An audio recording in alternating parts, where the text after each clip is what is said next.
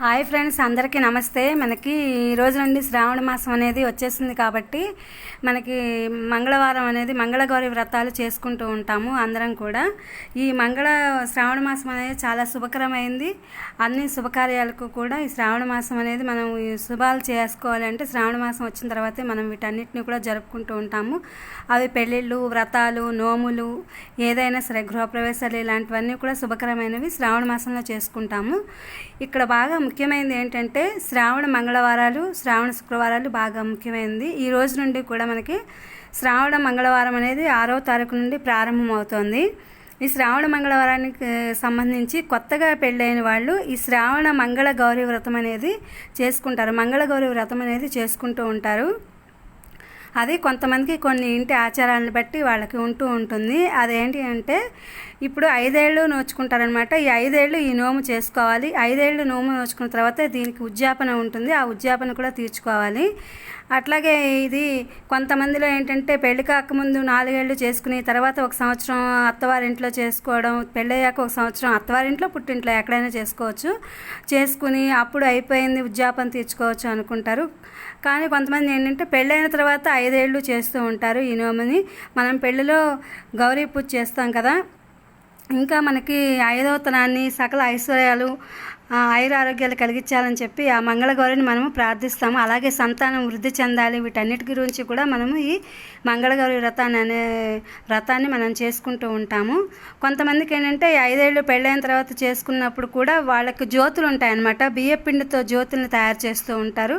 బియ్యాన్ని నానబెట్టి ఆ బియ్యపిండితో జ్యోతుల్ని తయారు చేయడం అంటే బియ్యాన్ని మామూలుగా నానబెట్టి పిండి కొట్టి మెత్తగా అయిన తర్వాత వాటిని మధ్యలో ఇలా మనం నొక్కితే ఒక ఒత్తి పెట్టేలాగా అది మనకి ప్లేస్ అనేది వస్తుంది. అప్పుడు దాంట్లో మనము ఆ ఖాళీలో మనము ఆ ఒత్తిని వేసి ఆవు నెయ్యితో వాటన్నిటినీ కూడా ఆవు నెయ్యితోనే మనము చేయాల్సి ఉంటుంది అనమాట. ఆవు నెయ్యితో కొంతమందికి 5 ఏళ్ళు 5గానే ఉంటాయి జ్యోతులు అనేది.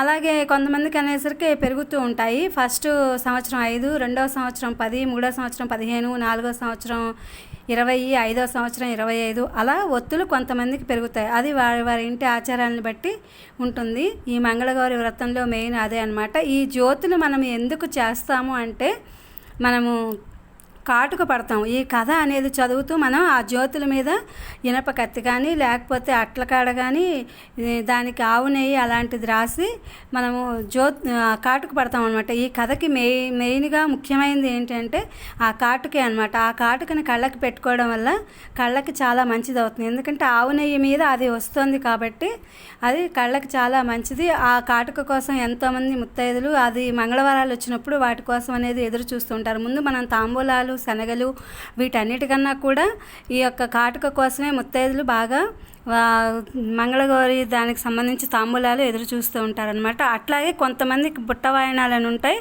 మనకి ముత్తైదుల్ని బట్టి వాళ్ళని బట్టి మనం శనగలు ముందు రోజే నానబెట్టుకుని అందులో పసుపు కలిపి ముందు రోజే నానబెట్టుకుని మనం చేస్తాము.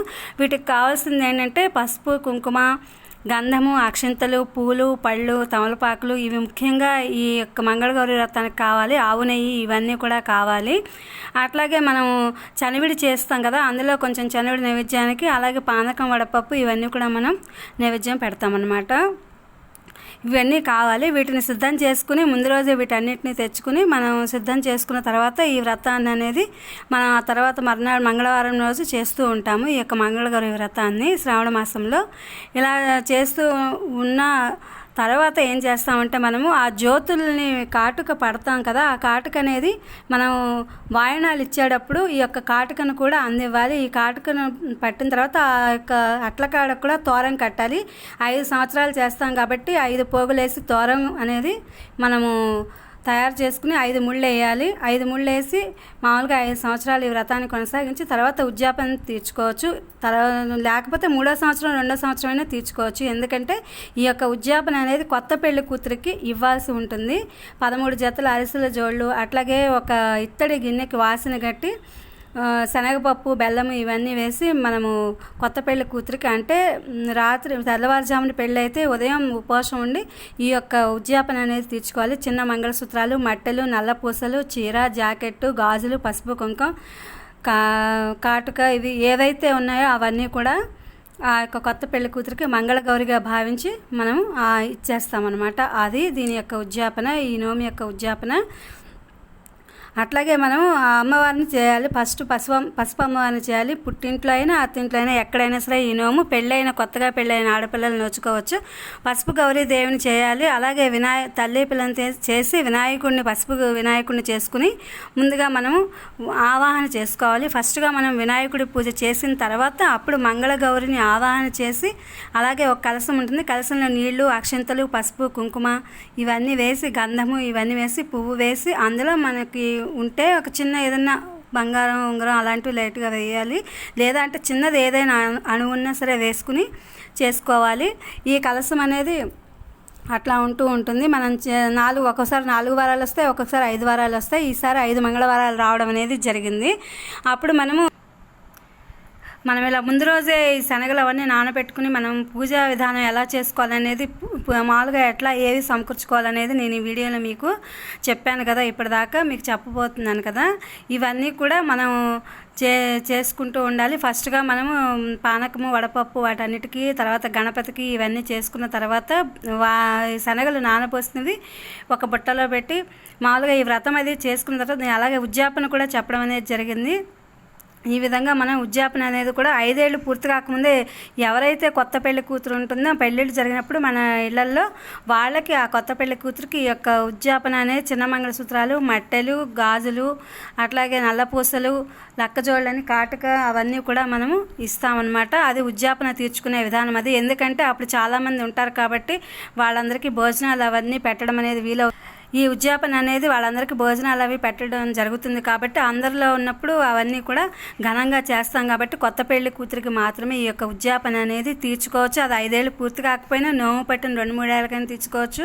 లేదా అంటే 5 ఏళ్ళు అయిపోయిన తర్వాతైనా మనం ఈ ఉద్యాపన అనేది తీర్చుకోవచ్చు. ఇందులో మనము గౌరీదేవి అష్టోత్తరము, అలాగే తోర పూజ అని ఉంటుంది, తోర పూజ చేసుకోవాలి. అట్లాగే అదాంగ పూజ అవన్నీ మనకు తెలిసినవే. మనం ఆవాహన చేసుకుని పసుపు గౌరిని 4 వారాలు ఉంటే 4 వారాలు, 5 వారాలు ఉంటే 5 వారాలు చేసుకోవాలి. నేను మీకు ఈ యొక్క మంగళగౌరీదేవి యొక్క వ్రత కథని నేను తర్వాత ఎపిసోడ్లో తెలియజేస్తాను. ఇప్పుడు ఏమేమి కావాలి అనేవి నేను మీకు ఈ ఎపిసోడ్లో చెప్పాను. ఇప్పుడు అప్లోడ్ చేస్తాను వీడియో అనేది. నేను తర్వాత వీడియోలో మీకు మంగళగౌరి వ్రత కథను, అలాగే గౌరీ అష్టోత్తర శతనామావళిని మీకు నేను చెప్పడం జరుగుతుంది. ఇది మీకు ఉపయోగపడుతుందని చెప్పి, ఇప్పుడు నోము నోచుకునే వాళ్ళకి ఈ యొక్క విధానం ఏమిటనేది ఉపయోగపడుతుందని చెప్పి నేను ఈ వీడియో అప్లోడ్ చేస్తున్నాను. Please my channel like, share, subscribe and comment. Thank you for watching. Thank you for our support.